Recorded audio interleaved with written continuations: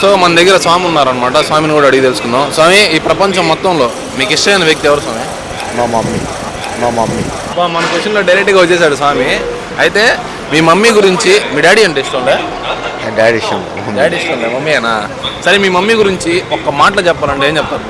చెప్పేకి ఏం లేదు. మరో జన్మ అంటూ ఉంటే ఆమె కడుపున పుట్టాలనుకోరు. అంతే. మీ నాన్న అంటే ఎందుకు ఇష్టం లేదు? అంటే లైక్ చేయను ఎక్కువ అంతే. అది ఏం కొనివ్వరు, మమ్మీ అయితే కొనిస్తుంది. చిన్నారా, అమ్మ అయితే ఏం కావాలన్నా కష్టపడైనా కొనిస్తుంది. నాన్న కూడా అంతే కదా బ్రో? నాన్న అంతగా ఏం పట్టించుకోరు. సో మీకు మ్యారేజ్ అయిందా? మ్యారేజ్ అయింది.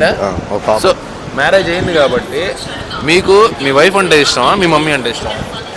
యాక్చువల్లీ మా మమ్మీనే. వీడియో వస్తుంది బ్రో, చూసుకోవచ్చు. పర్లేదు, ఇబ్బంది ఏం లేదు. అయినా పర్వాలేదా? మమ్మీ అంటేనే.